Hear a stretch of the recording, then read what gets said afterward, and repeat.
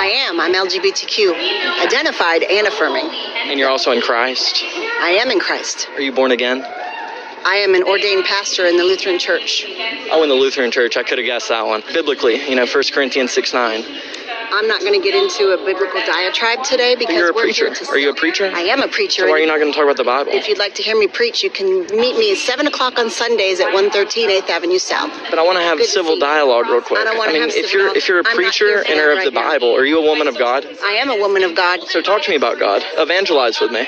Come to church on Sunday night, and I'll be happy to do that. Do you believe in the Bible? Of course I believe in the Bible. I'm an ordained pastor. But I just don't understand how you can call yourself a Christian and to just deny basic... Baca bene, masih di mea culpa.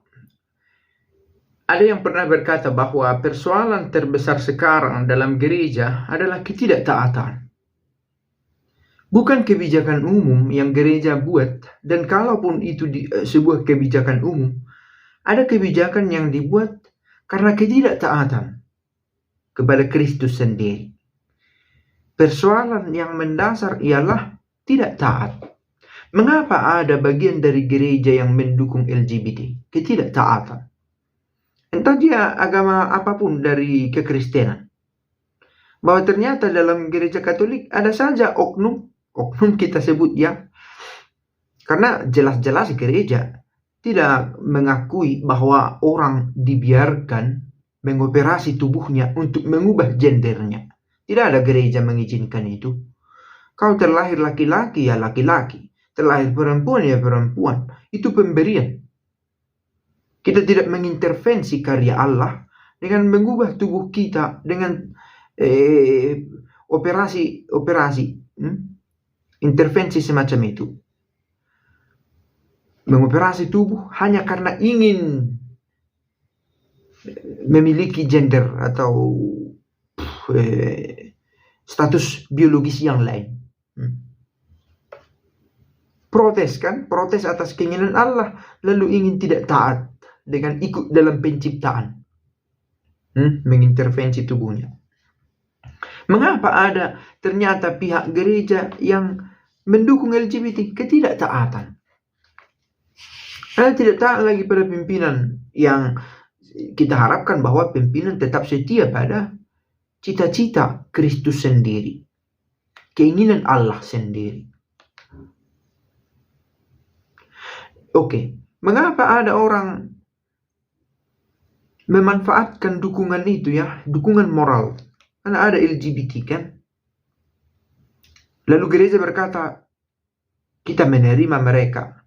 Lalu memanfaatkan kata menerima mereka ini sebagai seolah-olah itu sebuah dukungan untuk mendukung tindakannya. Mengapa ada orang berpikiran begini? Karena ketidaktaatan juga.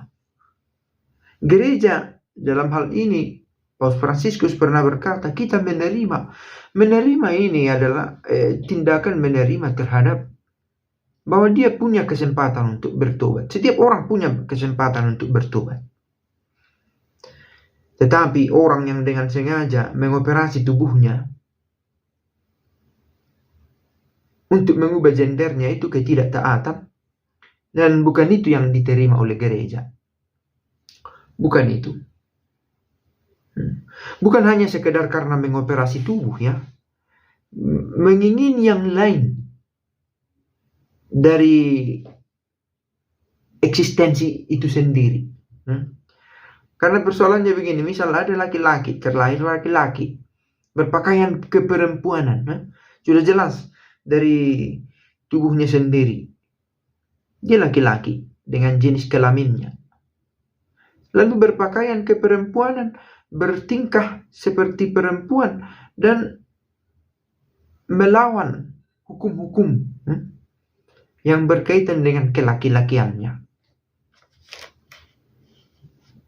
Memang ini perkara yang tidak sama untuk semua tempat. Tapi belakangan ini semakin nyata itu saya lihat karena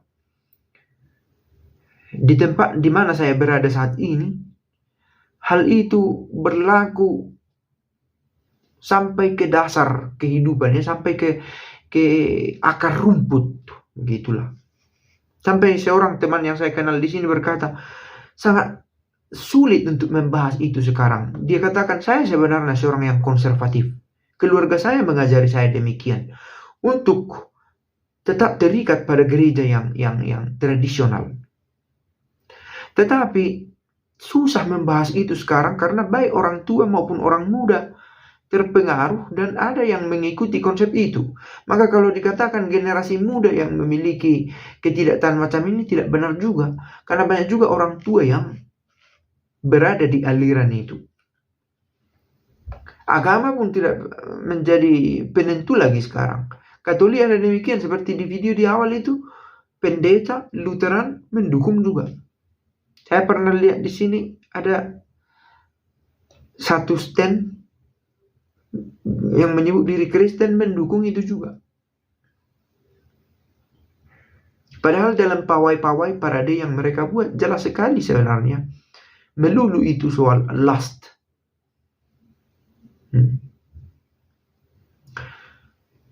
Saya pikir perbedaan pandangan tentang ini masih saja terjadi, tetapi syukurlah bahwa masih ada suara-suara yang menyerukan pentingnya melawan ketidaktaatan itu. Ada orang cenderung mengikuti lustnya sendiri dan tidak suka untuk diatur,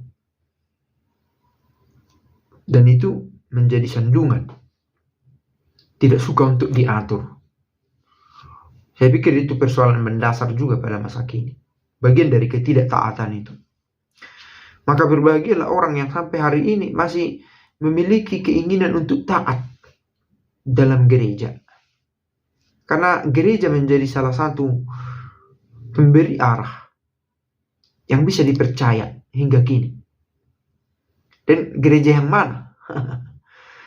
Kita harap gereja yang satu, yang kudus, yang katolik, yang apostolik, tetap memberikan kita arahan yang benar dan baik, dan membawa kita kepada yang